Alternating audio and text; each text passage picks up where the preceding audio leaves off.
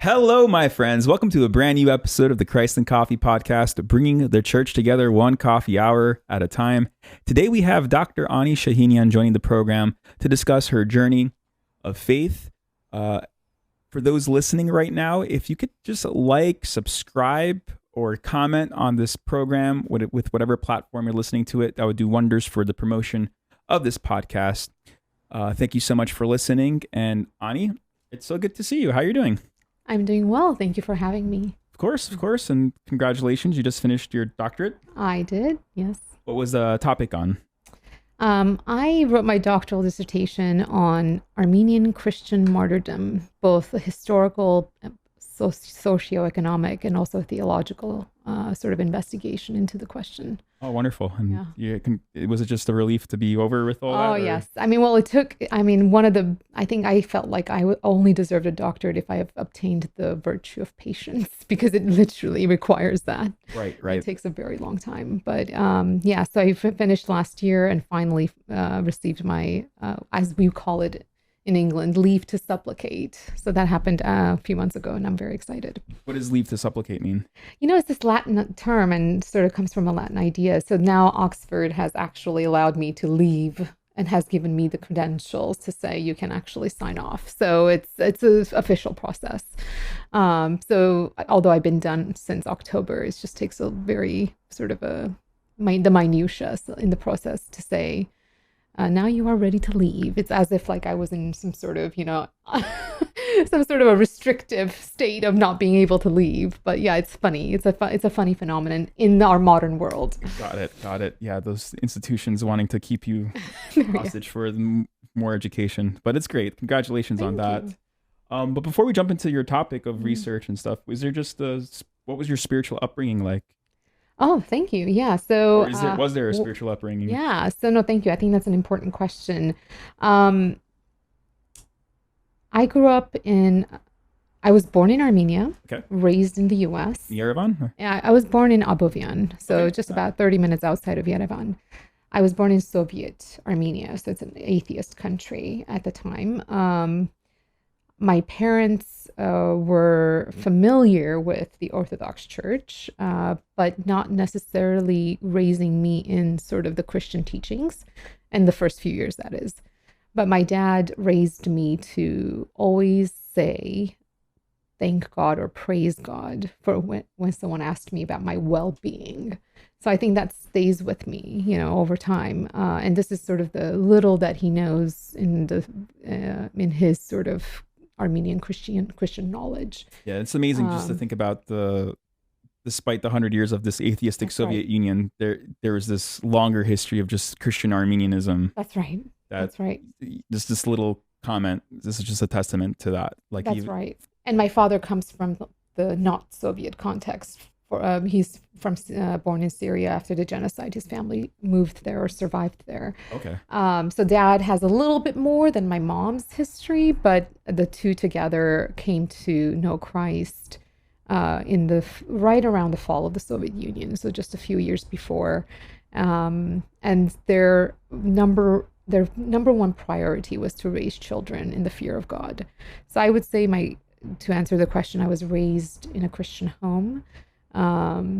With the Christian values, but it's been a journey. So it hasn't been a stagnant sort of one time sort of experience of what it means to be a Christian. I think there's this, especially in the evangelical world, there's this, everyone needs to have the road of Damascus experience. Right.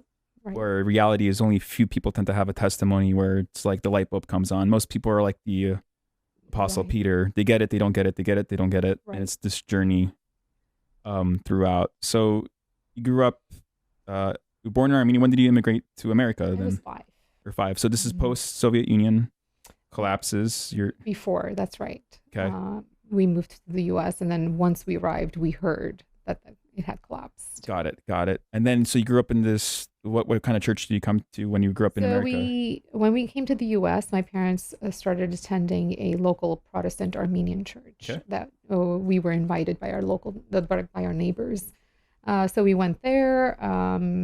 was actually in the first 5 years different Protestant Armenian churches until we actually settled with the Christian Outreach for Armenian. Okay. Which at the time, Berj Jambazian was the pastor. Okay. So grew up in that context. And then, of course, Pastor Daniel Albarian took over when I was a teenager. Okay. So that was definitely the context of my Armenian Christian upbringing.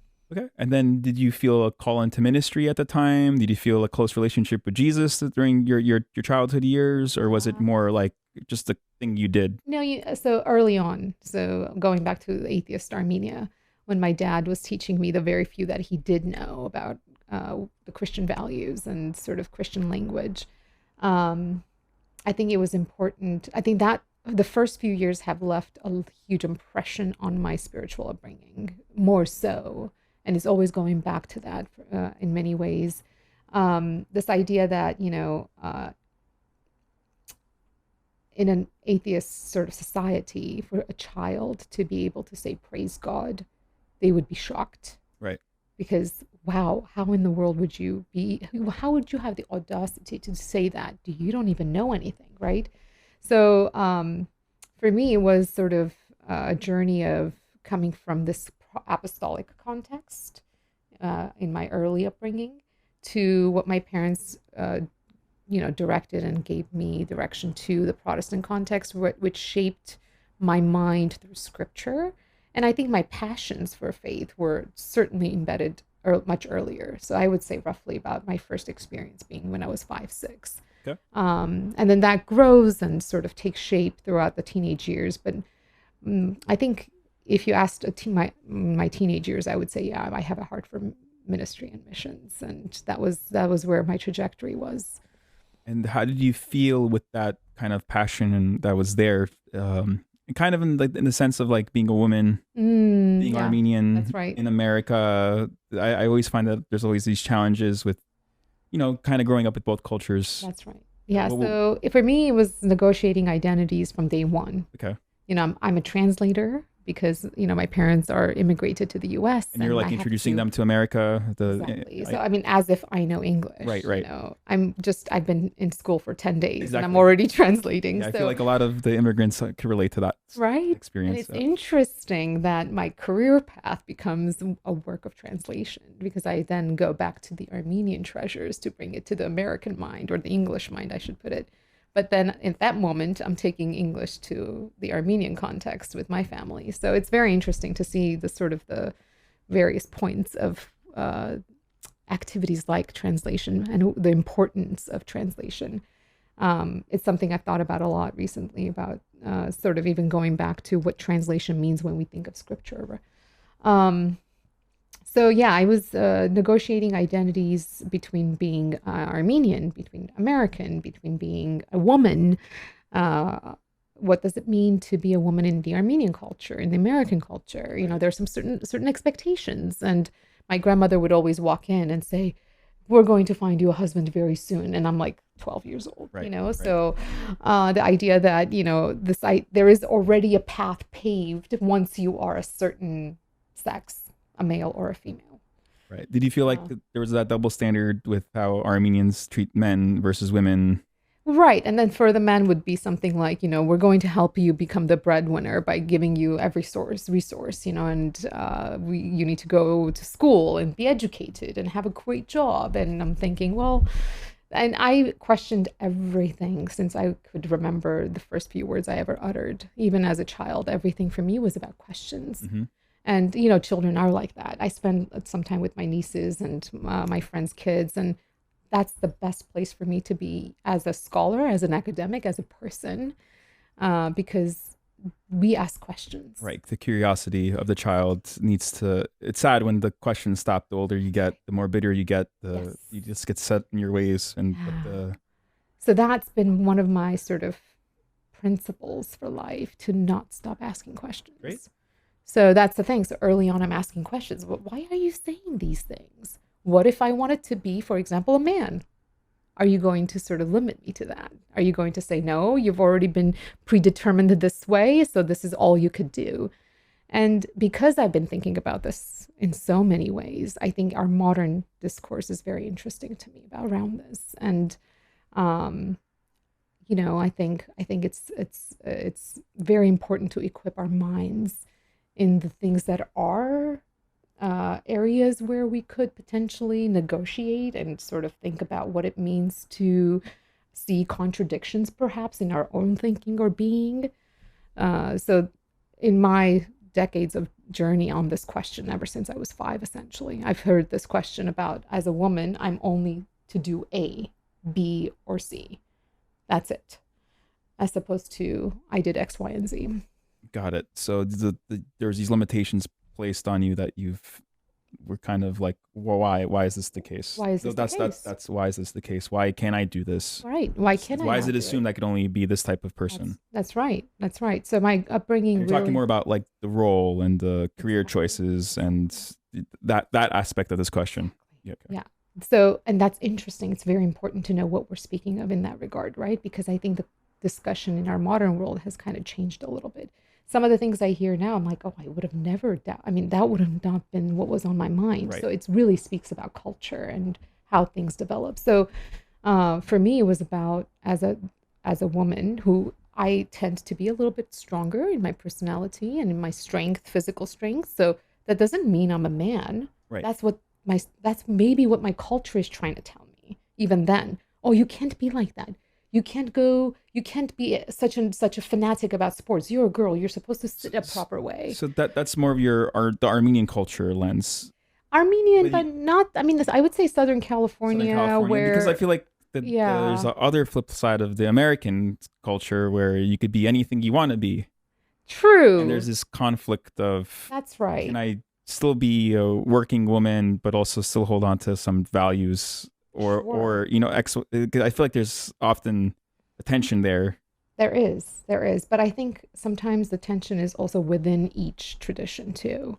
Contradictions within the traditions. Yeah. Okay. So the contradictions I think are always not. I don't look at the contradictions as a problem, but it's as insight into exactly what's actually happening. So I sort of, as a kid, asking those questions and observing, and of course it's in hindsight that I can put them together now. It's interesting to sort of be able to say, as a woman, I don't negotiate my identity on things that the society has decided about what is A norm. Okay. as opposed to what I am in my being as a woman. Okay.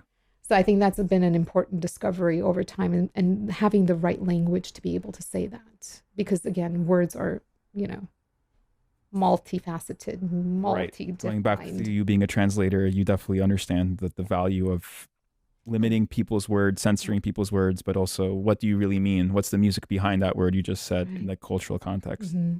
So you grew up in this Christian context in Southern California. Mm-hmm. What happens after you graduate high school? What's the next stage in that journey? So one of the early sort of goals or dreams for me was that I'm going to take a different route. So I want to go to university. I happen to be the first in my family to go to college, straight to college, both in my immediate and extended family. And we have a large family, and usually the path is you get married after high school. For me, I was very determined to start preparing my parents for that. Starting age 14, my idea was that actually there's this thing called going to a university and getting educated, and part of that means moving out.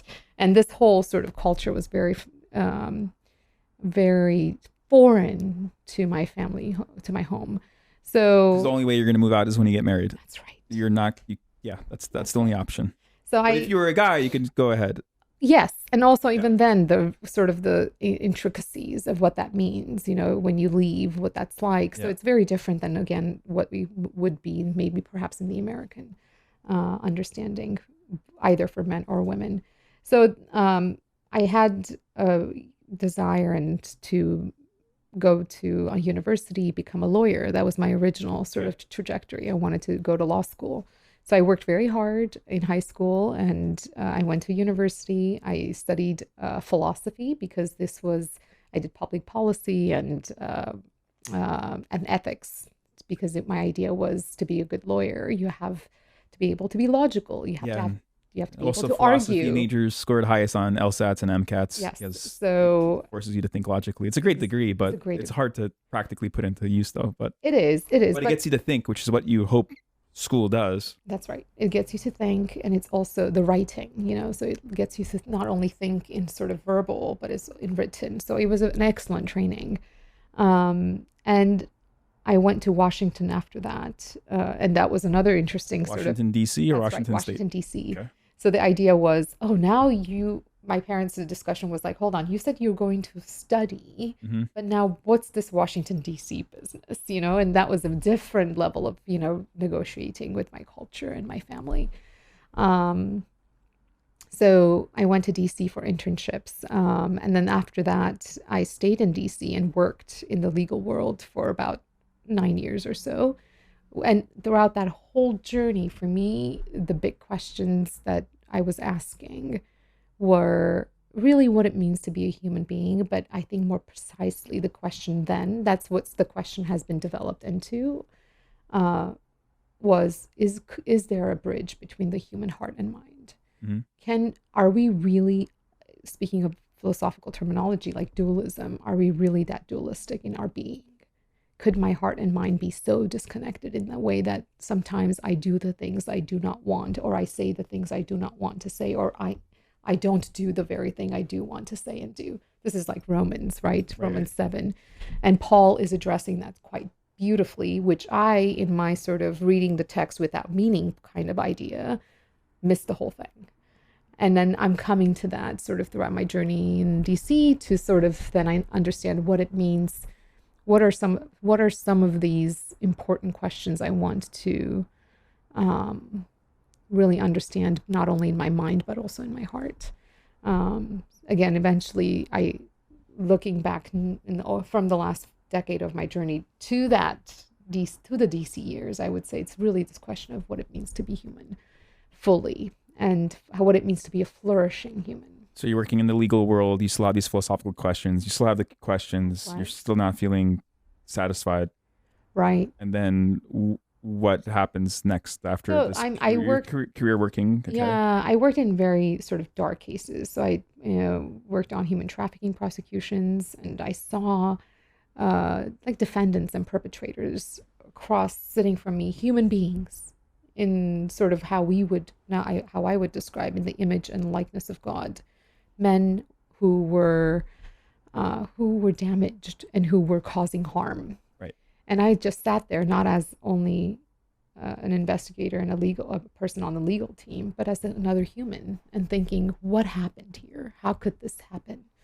So the questions of really what goes wrong in the brains of our... How did this person end up this way, or cause such damage, and modern day slavery here? And how can we still look at him and say he's the image and likeness of God? What is this? Because theologically speaking, I think what I do really appreciate about the breakdown of image and likeness, it's very important to understand in the sense of the image is our being, whereas the likeness is our teleological sort of direction.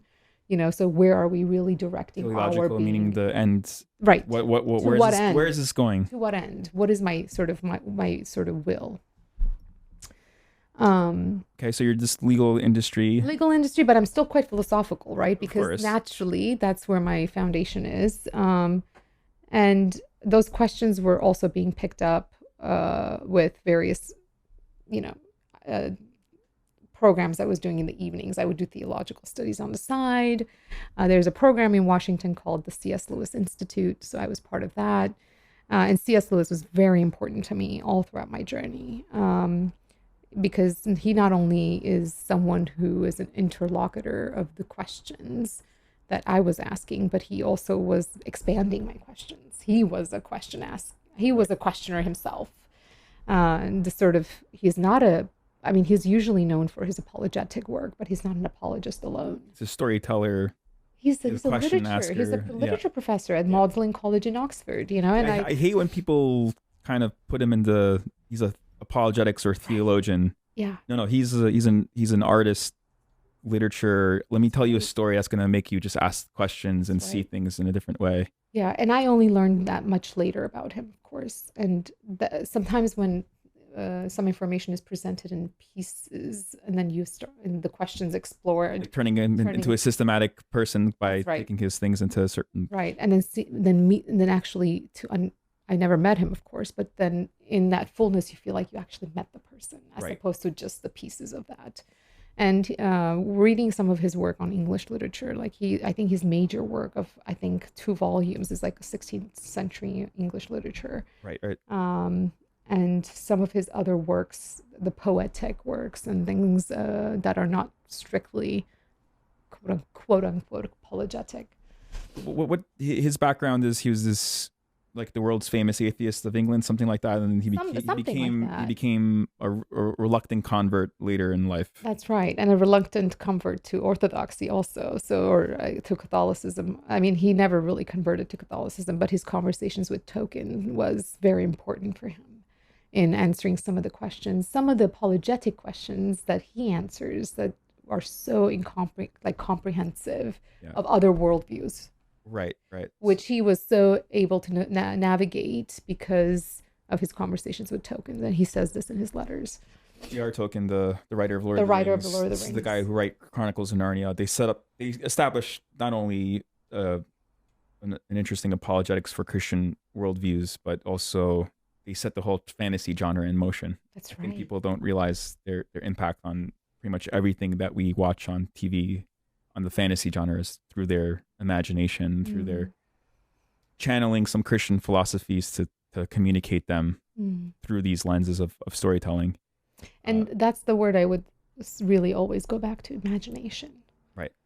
This is something we've lost in our modern world, right? So, and in the Christian context, I would even say the scriptural imagination. You know, the scriptural sort of images that we have. I mean, the whole scripture, you could actually paint it out. Right. This is what the Armenian Christianity does. You go to any church, I mean, they don't necessarily have icons in the way that maybe Catholicism would. I think it's very important to understand the difference. Right. Sometimes I see very much how that's conflated, and I don't think it needs to be. But then, for example, one of the churches I've most spent time looking at and reading and studying is the Holy Cross Church in Akhtamar Island in Lake Van region. The whole Bible story is on that building. You can walk around it, and from Adam and Eve to the crucifixion, it's there. So, and it's imagination. Yeah, I think that goes along with this. When Jesus says, "You must be like a child to enter the kingdom of heaven."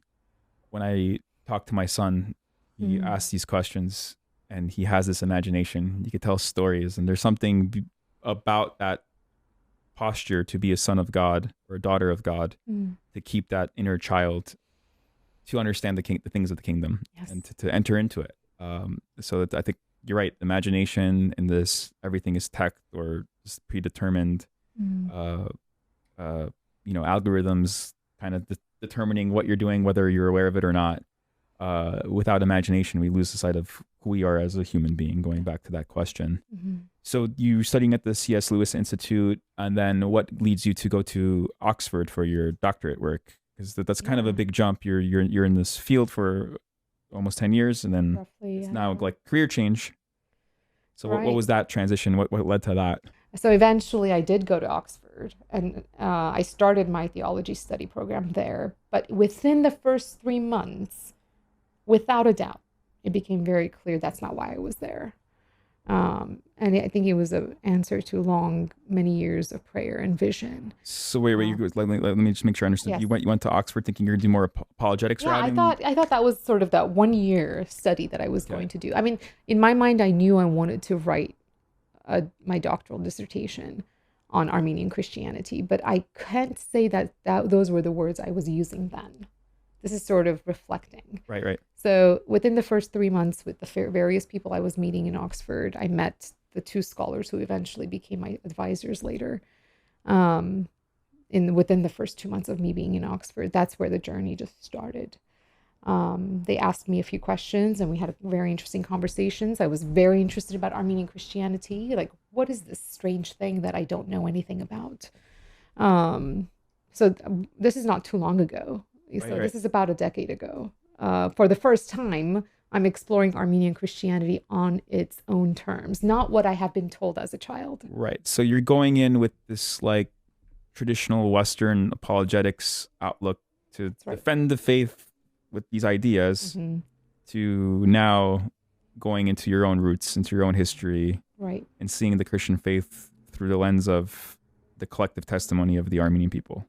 For thousands of years. Yes. First Christian nation, 1700 years. And my conviction all along was Armenia and the Armenian tradition has so much to offer than this genocide conversation. And mind you, I'm very careful to say that because my own grandfather is the only survivor, so I know the pain of genocide. Right. But there is so much more, Haig.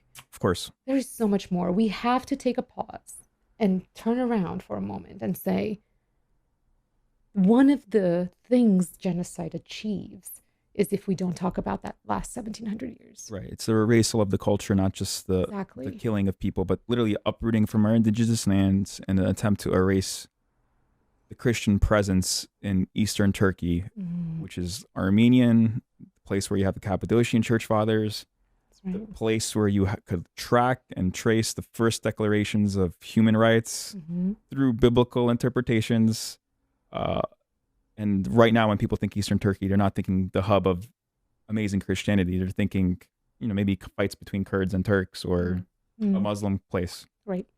And the sad thing about the genocide we don't talk about is this reality. That's right. So you're studying, you're seeing the different worlds collide, and you're getting this greater appreciation. What makes you take the jump to convert back to the Armenian Apostolic Church? That was actually becoming more the case. I would say it was like a everyday journey, every month journey, but I started seeing the Armenian Church in history, and I start reading and translating some of the works and understanding the theological mind and if I say scriptural mind and imagination of the Vartapets of the Armenian Church, which is a class that we don't currently have. We have the title, but it doesn't necessarily, some people in the Armenian Church, very few. So my impression when you say Vartabet, I'm thinking bishop. What does Vartabet mean? Absolutely not. So bishop is a completely different track. So the Vartapet is a different track. So the Vartapet was a class in the Armenian Church that I would say stopped right around the last decades of the 19th century. So the monastic context, once the monastic context sort of devolves, so along does the Vartapet class. We have the intellectual teaching scholars in the monastery class. If I may put it this way, the Vartapet was the conscience of the church. Okay. They're not the priests. They train the priests. They're not the priests. They train the bishops. They're not the bishops. But the Vartapet plays multiple roles in the Armenian Church, and one is that they're not only the doctor of a church. There isn't really a proper equivalence that we can translate into the English context, which is why translation is so important. So it's like a 3-part role for Vartapet, and they have their sort of monastic context where they're training the next Vartapets, they're training the next priests and bishops, of course, but they're also this wealth of knowledge and sort of depth of the depth of drinking from the thousands of years of Christian history in their being, not just in their mind. So they can actually teach that, the ability to teach that, the methodology of being able to teach that. It's a very different approach. It's a different worldview. The more languages you know, the more it's in the very embodied sort of theology, not just this abstract Absolutely. living. It's the embodiment of the ideas too in their person. And the embodiment of the Christian witness of the Armenian context is embodying this in the midst of a persecuted history. Mm-hmm. And it's persecuted history at the cost, and this is very important because the Armenian tradition never really has a cessation of persecution.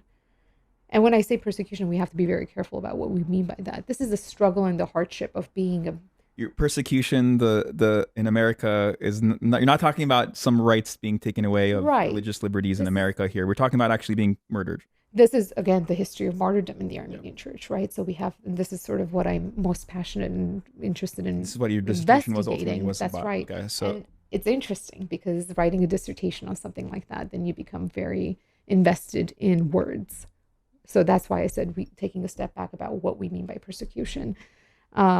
So the idea that the Armenian, that sometimes I hear this and I'm careful to not make that, but the Armenian church was persecuted for 1700 years. I mean, we need to be careful, like, what do we mean by that? So I would say there are continuities of experiences that could be described as persecuted, but it's not like this big brushstroke of persecution. Right. There's the golden age, things are great, and there's Vartanans. That there's a lot. Then there's like the Mongols, and then but like, even in the Mongols, there is so much flourishing for the Armenian church. Right. So there's the question of persecution is the idea that we will suffer. And I love the Petrine, so the Petrine epistles, 1st, 2nd Peter, is very important for the Armenian theology. And this idea that if we are to suffer, we are going to suffer. It's not an if, actually. It says we are going to suffer. And if we are to suffer for what is good and not for what is evil.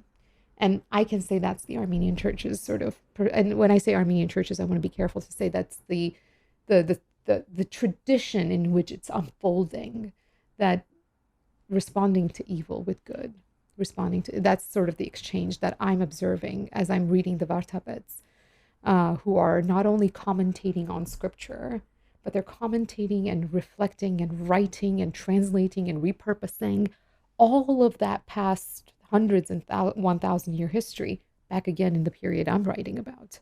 I'm in the 14th, 15th century, okay. So that's where I focus, but my trajectory is to look forward. How can I make the application of what the Vartabets writing in the 14th, 15th century, what was it that they understood so well about Christianity that they were able to bring it to life then, that I could do that for today in my culture?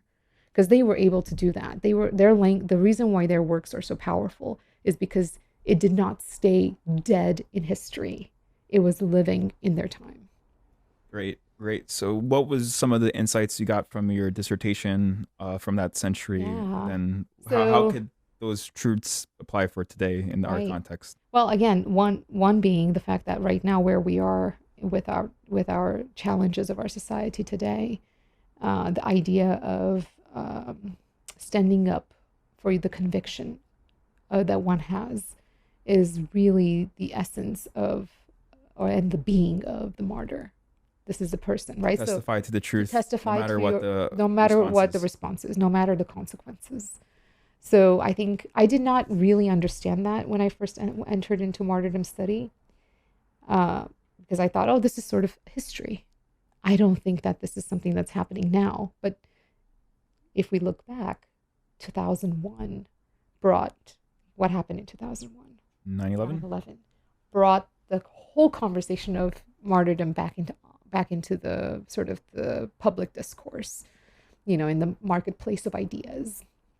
So then we have an overflow of studies on martyrdom in that decade leading up to the next event that I thought was very important, was the Coptic martyrs. Can you unpack that story a bit? Because I feel like I don't think it was publicized enough.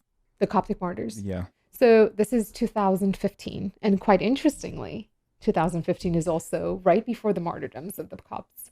The Armenian Church decides to canonize the 1.5 million martyrs of the genocide. So this is, again, it's an old terminology being used and repurposed and reapplied to what they are observing and experiencing in the modern world. So it's very interesting. So while the Armenian Church is deciding on this, which, by the way, it's 100 years later. Right. So that's I have a lot of questions about how do you do that, but so the Coptic martyrs, this is again the sort of the resurfacing of the issue of extremist Islam, right? So, and to be careful to understand that this is an extreme expression of Islam. I think it's the Armenian experience with Islam is that we have understanding, long 1,400 years of experience with it. Right. And that's one of the main contributions, if I were to say, that Armenian history and culture tradition has to our modern world. We know what it's like to be interreligious in our community and interdialoguing. And this is very important for future discussions. I'm happy to explore on that. So I think in what happens in 2015 with the martyrs, so there's 20 Copts who are lined up essentially on Libya's waterfront there, and they're beheaded. And the 21st person, I love this story because it's so interesting. It's almost like reading a 14th, 15th century martyr text. The 21st person is an African origin. I believe, you have to correct me on this, I'm not sure if he's a merchant, but he's working with the Copts. That's how the relationship is established there. When he sees the fate of the 20, and the ISIS reaches to him for his confession, he says something along the lines of, "Their God is my God." This is a Muslim merchant? This is a Muslim merchant. I think he's a merchant. We have to Okay, but he's not a Christian. No. He becomes a Christian that moment. So it's the idea of baptism of blood. So this idea of, again, a trope that we see in our martyrological texts all throughout the sort of the periods. And while we can dismiss it as a trope, or we might say, oh, this is an embellishment, we see it in 21st century. This would be like the thief on the cross. Yeah. Remember me, Lord, right. I'm about to die. This is I'm standing firm. And God just is the my witness. God. This is the idea, right? We, as each of us as human beings, we carry the weight of testimony. So that's what the word martyr ultimately means, right? It means witness. That's right.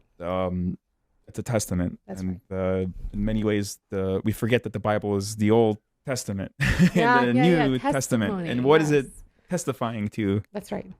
The God of, right. That's Jesus. That's right. And sort of being able to understand that the unfolding of it is to see it through the prism. And Christ, and one of my discoveries, which in the dissertation is Christ as light, for a world, for the Armenian world in an Islamic context, because we have to understand the fact that, Armenia is already under Islamic rule since the 12th century, if not before. I mean, the first time it's the 7th, 8th century under the Abbasids. But once we arrive in the medieval times, this idea of Armenian rule, it's really, we're under the Abbasid Empire, the Abbasid Caliphate. And then thereafter, it's the Ottomans.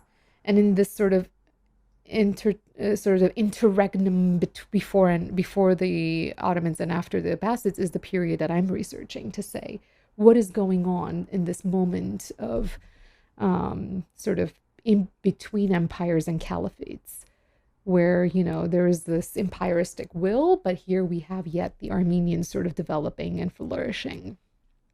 So yeah, I think it's these are all ideas that started to become very important in the direction of not only for my scholarly interests, but in my personal sort of growth, asking questions, but also knowing what questions to ask. Because, I started off by saying questions are important, but what if you don't know the question? Right.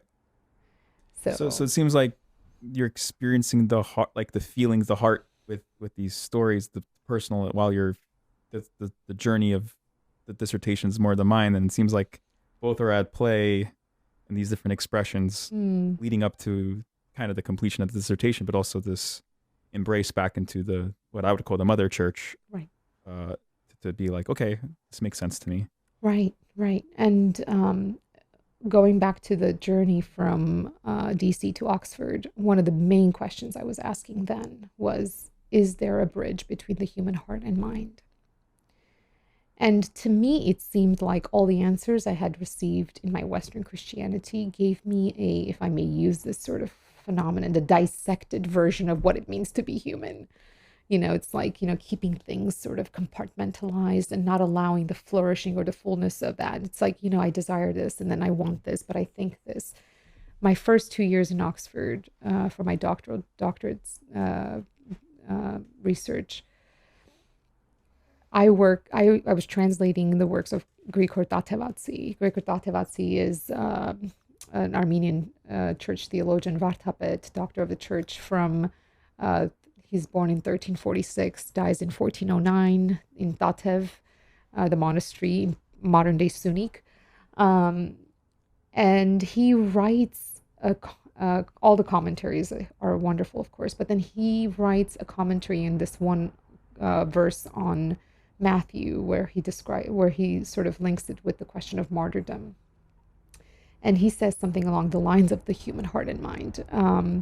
And it's been a while, but essentially sort of getting to the heart of what it means to be a Christian who responds to the voice that they hear of Christ is the one who's been able to bridge the heart and mind. This idea that they're not really separated, Right. the idea that we are a whole person. We are, then sort of the principles that I was gathering and putting together from his work in his commentaries really brought that full circle. So that was a moment for me in Oxford where I thought, oh, I'm on the right journey, because that's the question I was asking. And here is a direct answer of the heart and mind. So it was sort of like coming together very nicely, but also briefly to say something along the lines of entering into Armenian Christianity for me was an opening of the gates of what freedom is. Freedom in my thought, freedom in my feelings, freedom in my being, because it didn't limit the human person in these sorts of, compartmentalized states. Oh, if you do this, then this will happen. If you do this, then you're wrong. Oh, if you did this, you might not be saved. Do you know what salvation is? So these sorts of things, it doesn't work like that, because that's not how the human brain is to begin with. That's not how our world history comes together. That's not how our motives are. So why would we think the very essence of what it means to be human, that is our spirit, that gives breath to us, right, would be like that? So to me, it was very important to enter into these works that were bringing my mind to life, not just my heart, so. Right. And I think that's I love the Armenian tradition in the sense that we have our own version of the Nicene Creed. And in the creed, it describes the human persons as mind, soul, spirit, or body, spirit. Yes. Something along those lines. It's a tripartite kind of declaration. It's from Luke 10:27, right? Right. Love the Lord your God with all your mind, heart, soul, and strength. Yeah, and I think the cool thing about the apostolic experience, I actually come from a long line. My grandfather's my grandmother from my dad's side, her maiden side is Varja Bedian. They were the Vartabeds of Marash. Oh, So okay. I have a long line of Derhaires in my family line. I'm proud of it. But there's this experience of the apostolic liturgy where it engages all the senses. It engages like a sense of taste and see. The Lord is good. There's this holistic thing, and I think the big limiting factor for me would be the fact that I don't understand classic Armenian. Yes. And I feel like that's kind of the dilemma for a lot of contemporary Armenian people. They just don't understand. You had the opportunity to study this, That's right. while others couldn't unpack what's there. And I think you're hitting right at the heart of my return to Going back to translations? Going back to translations. Okay. Because the heart of my return to apostolic Christianity was working with the original texts, not translated texts, but with the original, and translating it for myself and seeing it and thinking, my goodness. So, and that's not just with the liturgy, but that's with the Armenian Bible. I mean, the whole idea of Armenian Bible is a phenomenon of its own. Think about it. Mesrop Mashtots gathered 70 or plus of his translators, very similar to what we see in the Septuagint.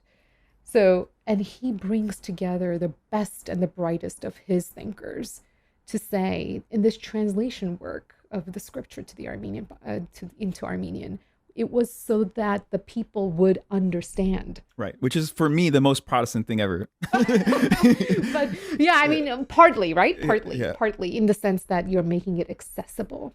For the inaccessibility of the Armenian Bible, and I say the inaccessibility of the Armenian Bible because the modern Armenian Bibles are not classical Armenian, from the classical Armenian. They're some are, but some are not. Mm-hmm. So we could see in our Protestant churches in America, I've looked at the translation versions, and it's coming from essentially an English translation into the Armenian Bible, into Armenian. And I'm looking at it and thinking, oh. Well, that's why your scholarship work is so vital, because we need that, Yeah, and I'm like, we have an Armenian Bible, and you translate it from English into Armenian. Why would you do that?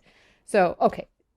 This is from translation to translation to translation to translation. Right. And then you have an atheist asking the question about the broken telephone, being a reason why a message is disconnected and miscommunicated. Yeah. And then now all of a sudden I'm saying, yeah, you're right, because we did not take words for what they actually mean. Yeah. So addressing to the question about the classical Armenian, I think this is something we must act on. Right. Classical Armenian is beautiful and it should not be lost. Right. But we also must engage with what it means to make the treasures of Christianity accessible. That's the role of a Vartapet. Right. That's one of the roles of a Vartapet, which the church hasn't had. So the church has gone through sort of the death of roughly 3,000 or more clergy during the genocide, and then another 2,000 thereafter during the Soviet period. Right. This has set the church back into its medieval years again. Right. So essentially right where I was in 14th, 15th centuries, like this is where we have to pick up again, because the damage, the harm it's pretty large. Right. And has spiritual ramifications more than just cultural for our people, but it's also like you said, I think you might have went into your Oxford journey trying to learn Western apologetics to convince Armenians about Jesus. Now you're taking the treasure trove of Armenian Christianity to the Western world. It opened my mind. Yeah. It allowed me to be free. And that's what I think Christianity is. It frees our minds and hearts. It doesn't keep us in bondage. It doesn't say, oh, you can't do this or you can do that. So this prescriptive reading of scripture, when I'm reading it in classical Armenian, I'm sensing the freedom that I'm arriving at, to not say, don't do this and do this, but to really experience what it means to enter into the story and extract the principle that I can live by. Right. And Jesus says this, out of your heart comes the sinful stuff, but also from the heart comes the proper behavior. Right. Thank you, Ani. This has been great. Thank you for sharing your journey and story with us. Thank you. It's just great to just catch up as well. So Thank you. Thank you, everyone, for watching this episode of the Christ and Coffee podcast. Tune in next week for a brand new episode. Remember to like, subscribe, comment, and see you next week. God bless you.